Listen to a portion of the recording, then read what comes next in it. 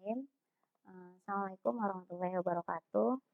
Eee, saya akan menjelaskan di kesempatan kali ini mengenai asam amino dan TI.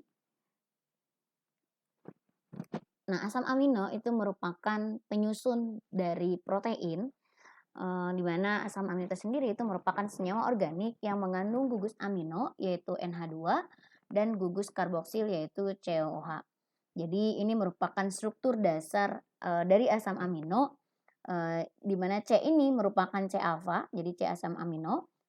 Kemudian ini, sebelah kanan ada gugus karboksil COH dan ada gugus amino yaitu NH2 dan H, eee, di sisi yang lain serta R ini untuk rantai samping.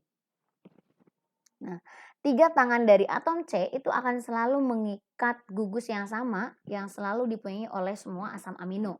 Sedangkan tangan yang lain itu akan mengikat R. Nah, jenis R inilah yang membedakan senyawa asam amino yang satu dengan asam amino yang lainnya, ya.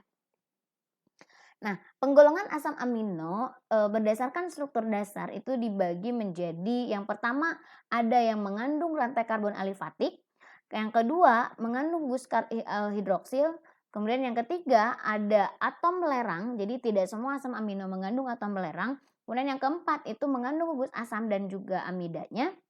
Kemudian yang kelima itu mengandung gugus basa dan yang keenam mengandung cincin aromatik serta yang terakhir adalah membentuk ikatan dengan atom N pada gugus amino. Nah, ini ketujuh penggolongan asam amino ini berdasarkan dari struktur dasarnya. Jadi ada asam amino yang mengandung gugus hidroksil, ada asam amino yang mengandung belerang dan lain sebagainya.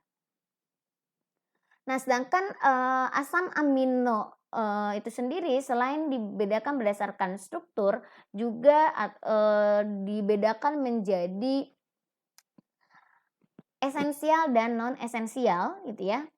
Esensial, dan non esensial ini terkait dengan, eee, proses yang terjadi di dalam tubuh kita, di mana kalau asam amino non esensial atau juga disebut dengan asam amino endogen itu adalah asam-asam amino yang dapat dibuat atau disusun oleh tubuh selama proses metabolisme berlangsung, yaitu dari hasil, reaksi antara sisa senyawa karbohidrat dan juga gugus amino yang dikeluarkan oleh glutamin. Nah, sehingga di sini, asam aminonya itu non esensial. Non esensial itu berarti tidak penting atau tidak utama gitu ya. Kenapa? Karena dihasilkan oleh tubuh. Sehingga ketika kalian, makan tanpa adanya protein yang mengandung asam amino jenis ini, itu tidak bermasalah atau tidak apa-apa karena di dalam tubuh itu dihasilkan. Nah, contoh asam amino jenis ini adalah ada arginin, ada alanin, asparagin, ada aspartan, ada cysteine, glutamin, asam glutamat, glisin, prolin, serin, dan tirosin. Jadi ada 11 asam amino yang termasuk ke dalam asam amino non esensial yang tidak eh, yang tidak diperlukan ataupun yang kalau di dalam makanan kita tidak mengandung asam amino ini itu tidak masalah, gitu ya, karena di sini dihasilkan di dalam tubuh gitu ya, karena asam amino endogen. Nah, sedangkan kalau asam amino yang eksogen atau asam amino yang esensial itu, tidak dapat diproduksi ataupun tidak dapat dihasilkan oleh tubuh. Sehingga kita harus mendapatkan asam amino tersebut dari asupan makanan sehari-hari. Jikapun dihasilkan itu jumlahnya tidak akan mencukupi, jadi tetap saja harus diperoleh dari asupan ataupun konsumsi makanan kita sehari-hari. Makanya disebut asam amino esensial atau eksogen. Ekso itu kan luar, endo itu dalam. Itu ya maksudnya di dalam tubuh. Jadi dihasilkan dalam tubuh, sedangkan eksogen itu tidak dihasilkan dalam tubuh atau dia diperlukan diperoleh dari luar, gitu ya. Nah, ini ada 9 asam amino jenis ini, ada histidin, isoleusin, leusin, lisin, metionin, fenilalanin, treonin, triptofan, dan valin gitu ya. Nah, ini ke-9 asam amino ini yang harus ada di makanan, kalian sehari-hari. Nah, mungkin akan jenis asam amino apa saja yang terdapat asam amino esensial itu biasanya ada di protein-protein hewani. Gitu. Jadi kalau untuk protein nabati itu biasanya kurang lengkap untuk asam amino esensialnya. Nah, struktur dasar asam amino yang tadi gitu ya, yang merupakan ada, C-alfa, ada R yang menentukan asam amino yang satu dengan yang lain, ada gugus amino dan ada gus karboksil di sebelah kanan, itu ternyata, karena ada dua gugus ini, maka asam amino itu bisa membentuk suatu Zwitter ion, di mana, molekulnya bisa membentuk ion positif dan ion negatif yang dihasilkan dari dua gugus tersebut. Di mana gugus karboksil itu akan menghasilkan gugus ataupun, ion negatif gitu ya. Kenapa? Karena H-nya di sini yang bersifat asam sehingga mudah lepas. Nah, maka di sini, akan membentuk suatu, ion negatif, sedangkan NH2-nya gitu ya, H yang, dilepaskan oleh, gugus karboksil ini akan ditangkap oleh si N yang punya pasangan elektron bebas sehingga akan membentuk suatu, ion, NH3+. Nah, inilah yang, dinamakan bentuk Zwitter ion dari suatu asam amino. Jadi ini bentuk non, ioniknya gitu ya, struktur dasar di awal seperti yang, disebutkan di awal. Ini adalah bentuk Zwitter, ionnya. Nah, terkait asam amino, ketika R-nya itu bukan H gitu ya, maka di sini akan ada suatu stereo dari asam amino karena C-alfanya itu merupakan C asimetris atau atom C chiral. Kalau atom C chiral maka pasti dia akan mempunyai stereo center gitu ya. Nah, kalau dia punya stereo center pasti dia mempunyai stereo kimia gitu ya. Jadi C-alfanya itu merupakan stereo center sehingga strukturnya memiliki stereo kimia. Nah, bagaimana stereokimia dari alfa asam amino gitu ya. Kenapa disebut alfa asam amino? Karena di situ ada C-alfa gitu ya, yang berdekatan dengan gugus fungsi. Jadi di sini semua asam amino pada protein itu biasanya bentuknya adalah levo atau L kecuali glisin karena dia akiral gitu ya. Karena kalau glisin itu R-nya itu H gitu ya. Tadi yang disebutkan ini adalah C-alfa ya kan, ini H. Kemudian sini, adalah NH2 gitu ya, gugus aminonya. Kemudian ini adalah gugus karboksilnya, COOH.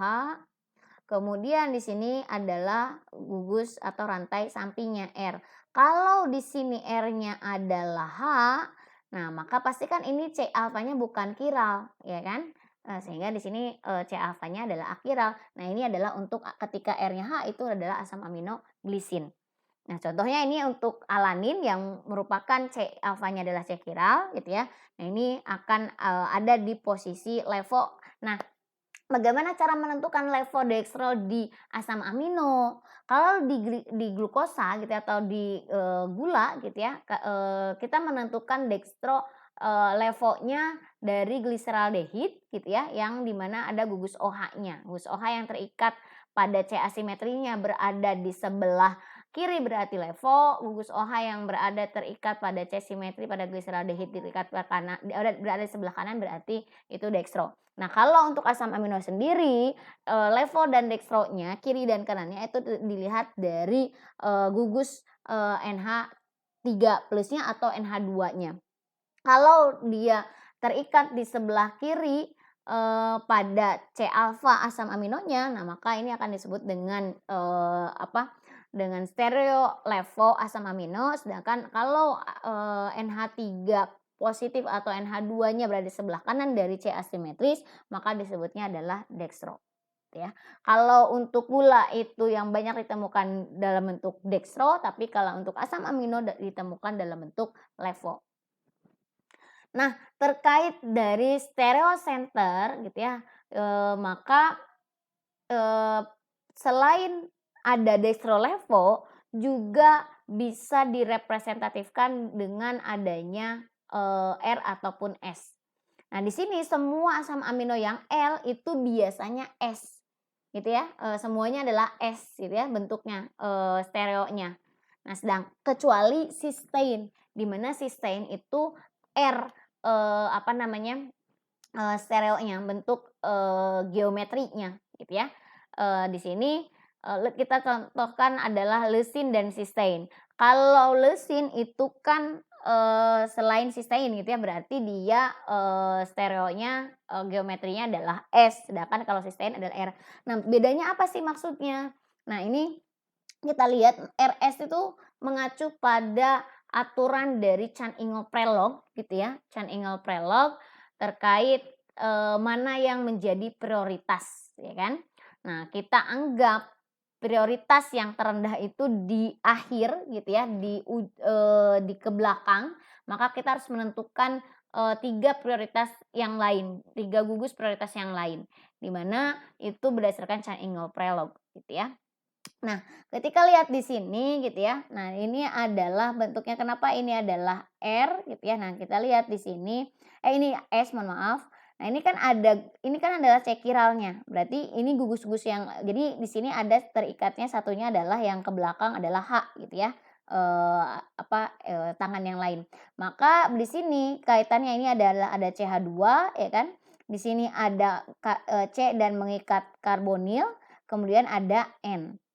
Kan ketika dibandingkan antara N, C dengan C, maka yang paling prioritas pertama adalah N, ya kan?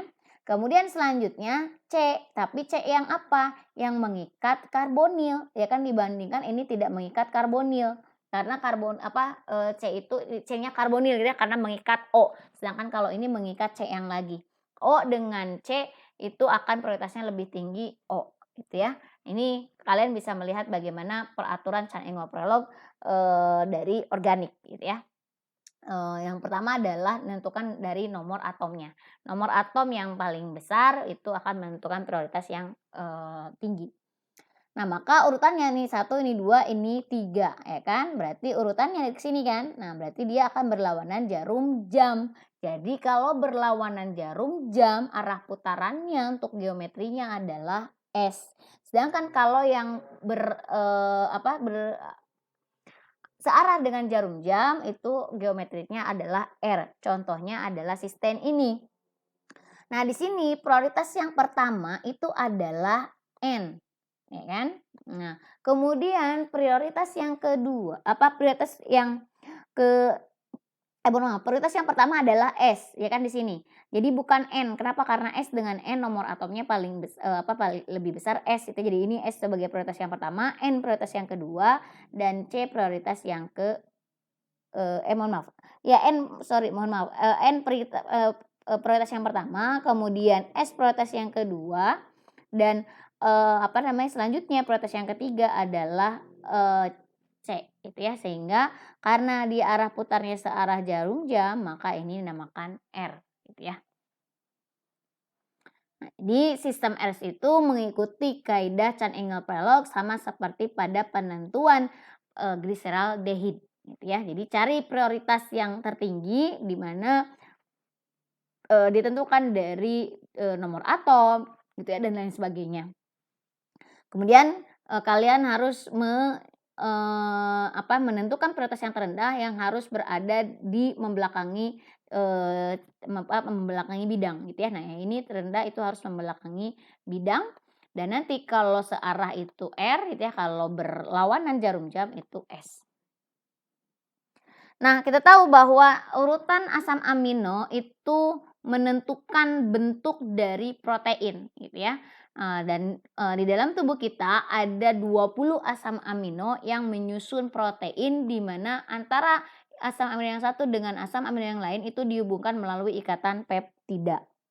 Nah, kerangka dari polipeptida gitu ya, ini adalah pengulangan urutan N, C, CN. Jadi ini adalah ikatan peptidanya, kemudian ini N adalah N terminal dan C di sini adalah C terminal gitu ya, urutan N, C tanpa melibatkan R-nya di sini. Jadi rantai samping itu bukan bagian dari kerangka ikatan peptida.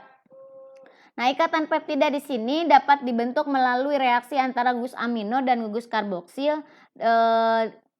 Kalau dia membentuk satu ikatan, dibentuk dari 2 asam amino, maka akan menghasilkan suatu dipeptida. Kalau 3 berarti tripeptida, sedangkan kalau selebihnya itu akan menghasilkan suatu oligopeptida dan juga polipeptida yang akhirnya membentuk suatu protein. Nah, ini yang membentuk, yang membentuk ikatan yang satu dengan yang lain gitu ya, asam amino yang satu dengan asam amino yang lain, itu dibentuk dari, membentuk ikatan peptida dengan melepaskan molekul air. Nah, ini pembentukan, peptidanya gitu ya, jadi, proses pembentukan peptida adalah dengan reaksi, nukleofilik dan juga eliminasi dengan melepaskan molekul air gitu ya. Jadi, sifat dari karbonil gitu ya, yang di mana dia akan, menarik elektron sehingga menghasilkan C positif di sini gitu ya. C, positif yang di sini, nah ini adalah bersifat elektrofil berarti. Nah, kemudian ada asam amino yang lain yang bersifat nukleofil karena di sini punya N yang, ada pasangan elektron bebas, maka NH2 di sini bersifat sebagai nukleofil akan menyerang C elektrofil yang di sini gitu ya. Nah, kemudian selanjutnya dia akan kembali lagi gitu ya, sehingga akan OH-nya dia akan lepas gitu ya, karena dia, C-nya kelebihan elektron, kalau O-nya kembali lagi gitu ya. Nah, maka O-nya, OH-nya lepas itu akan mengambil H yang ada pada, N, karena N-nya itu akan kekurangan elektron kalau dia sudah mengikat atau sudah menyerang C positif di sini ya. Sehingga terbentuklah ikatan yang baru dengan molekul air sebagai, hasil sampingnya. Nah, ini contoh untuk glisin dan alanin ya, karena kita tahu kalau glisin itu, R-nya adalah H, sedangkan kalau alanin R-nya itu adalah CH3. Nah, ini proses pembentukan, peptida gitu ya, di mana, karbonil, itu dia yang mempunyai ada oksigennya itu merupakan parsial negatif gitu ya, dan, di sini maka C-nya akan positif gitu ya, dan di sini, kalau amida nitrogen, nah itu akan merupakan parsial positif gitu ya, tapi N-nya sendiri nanti akan menghasilkan, punya PEB gitu ya, sehingga dia akan, menjadi, N positif gitu ya. Nah, kemudian di sini, ikatan peptida itu dia selalu planar karena dia punya 6, atom, 6, karakter gitu ya, karakter yang memiliki kekhasan dari ikatan peptida, yaitu di antara sifat ikatan tunggal dan ikatan rangkap, dan juga, di sini ikatan peptida itu selalu berada atau selalu planar gitu ya, di mana di sini, panjangnya itu sekitar, 0,133 gitu ya, sedangkan, untuk ikatan tunggal itu, lebih panjang, itu sekitar 0,15 gitu ya, sedangkan kalau, untuk ikatan rangkap, nah itu biasanya akan lebih kecil dari ikatan peptida gitu ya. Nah, ini kita lihat. Ini ada 1,33 gitu ya ikatan peptidanya. Kemudian kalau ini ikatan tunggal, nah ini adalah 1,46, ini 1,51 ya kan. Sedangkan ikatan, rangkap itu 1,24, sehingga lebih pendek dari ikatan, tunggal, lebih panjang dari ikatan rangkap. Dan biasanya isomernya di sini yang lebih stabil itu merupakan isomer dari trans. Nah, kita tahu kalau cis trans di sini maksudnya apa, ke peptida karena adanya sifat yang khas dari ikatan peptida yang menyerupai 40%-nya adalah, ikatan rangkap. Jadi dia punya, konformasi cis atau trans, di mana, ketika rantai sampingnya itu saling, searah atau berada di satu sisi yang sama, nah maka dia cis, nih seperti ini. Sedangkan kalau dia, berada si C alfa yang lainnya gitu ya, berada di berseberangan, maka konformasinya adalah trans. Karena sifat ikatan peptida ini itu yang menyerupai 40% tuh seperti ikatan rangkap. Jadi kenapa ada konformasi cis dan trans gitu ya.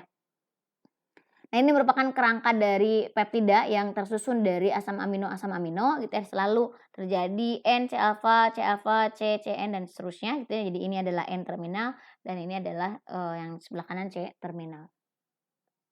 Nah, ini beberapa modifikasi N dan C terminal di dalam protein. Jadi terkadang N terminalnya sudah mengalami perubahan menjadi gugus formil. Nah, ini adalah gugus formil ya. Jadi dari formaldehid COH. Jadi kan harusnya ini H gitu ya. Tapi dia bisa termodifikasi, dia mengalami oksidasi sehingga membentuk suatu gugus formil.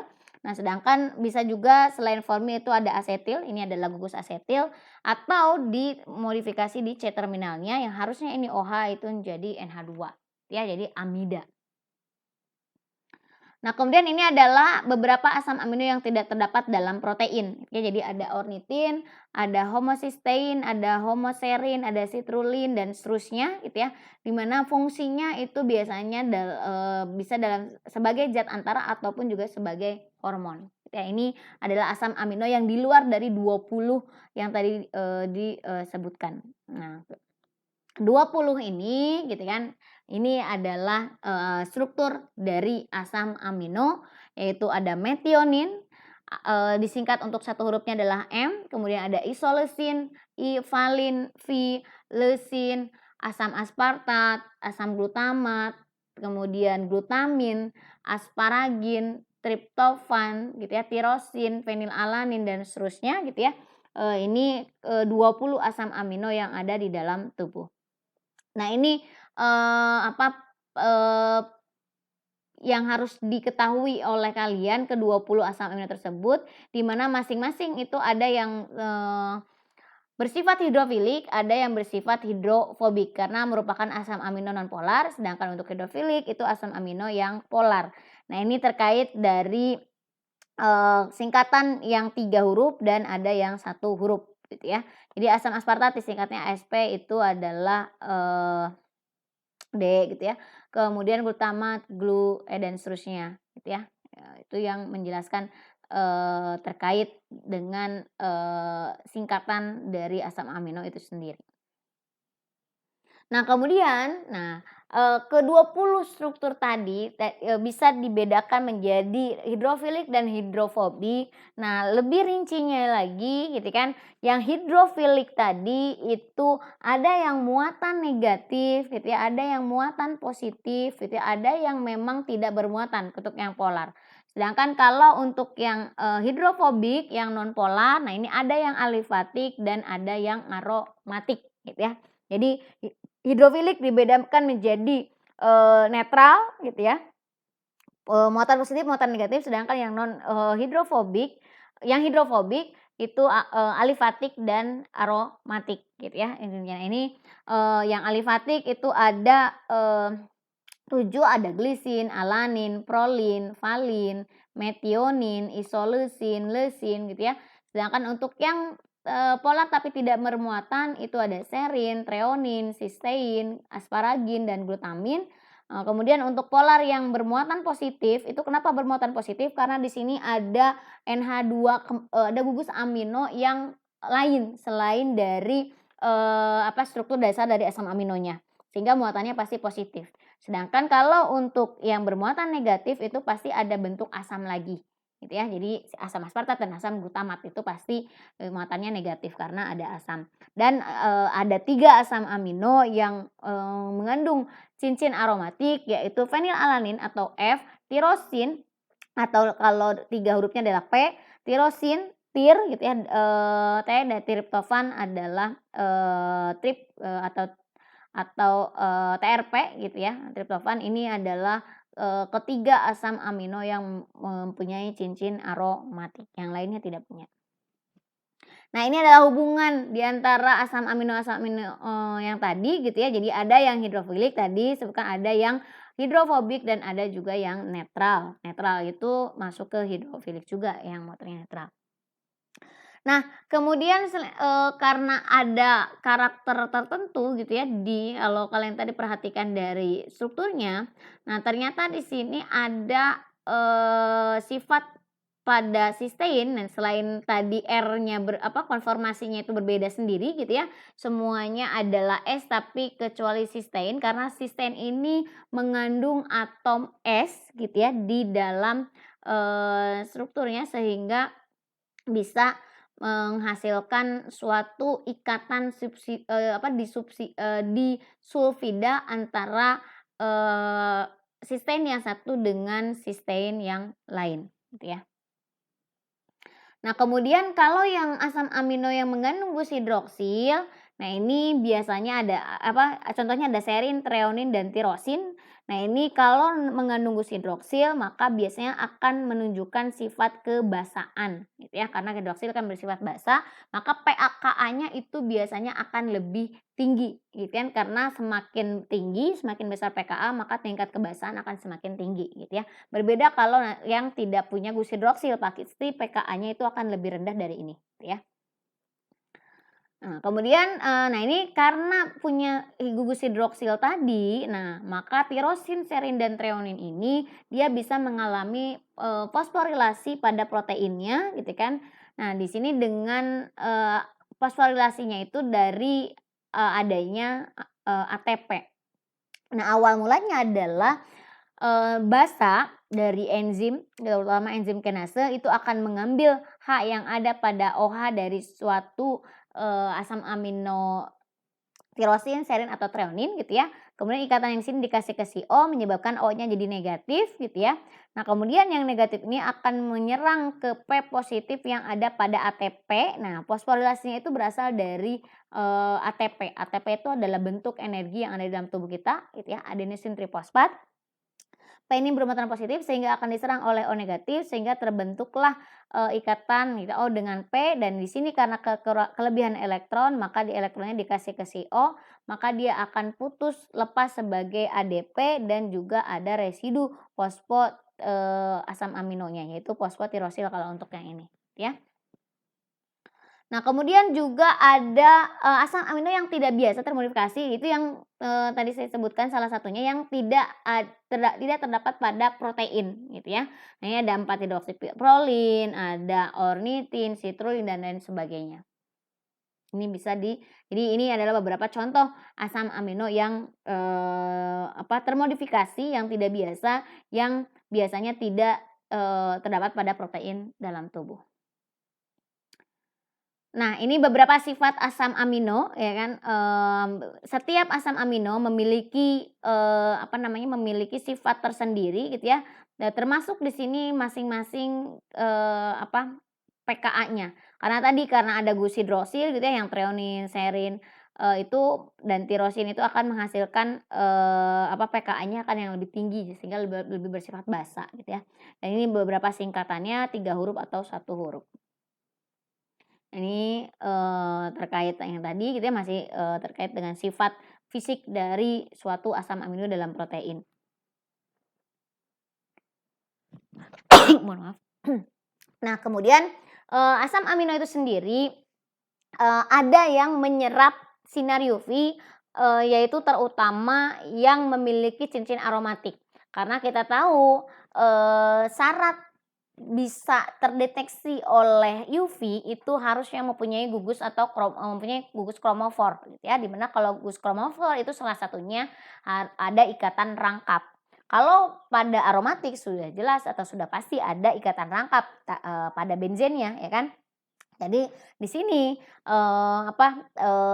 ketiga cincin aromatik pada asam amino itu menyebabkan dia bisa mendeteksi atau dia terdeteksi oleh sinar UV, karena merupakan, kromofor gitu ya, dengan panjang gelombang tertentu gitu ya. Nah, kemudian, selain, sifat yang tadi, ternyata untuk asam amino yang satu dengan asam amino yang lain itu bisa dipisahkan dengan menggunakan, kromatografi cair kinerja tinggi, yaitu, KCKT atau dalam bahasa Inggrisnya HPLC. high performance liquid chromatography, di mana di sini waktu retensi antara asam amino yang satu dengan asam amino yang lain itu berbeda. Yang paling kecil itu adalah asam aspartat, yang paling besar waktu retensinya yaitu arginin. Nah, selanjutnya terkait dengan karakter polyampolite dari suatu peptida, terutama tetrapeptida, itu dan kaitannya dengan adanya titik isoelektrik gitu ya. Di sini di mana isoelectric point atau titik isoelektrik adalah pH di mana terjadi pada asam amino yang molekulnya memiliki muatan keseluruhannya adalah 0. Dan ini biasanya ditentukan dengan menggunakan program komputer gitu ya yang sekuensinya secara empirik diketahui gitu ya.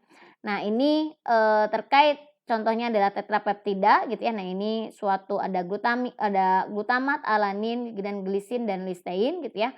Nah, ini mempunyai karakter polyampolite gitu ya, sehingga di sini dapat ditentukan gitu ya pH-nya dan untuk masing-masing strukturnya gitu ya, untuk masing asam-asam sehingga akan diperoleh suatu PI, yaitu di mana pH merupakan pH yang terjadi pada molekul yang muatannya 0, struktur molekul yang muatannya 0 ya.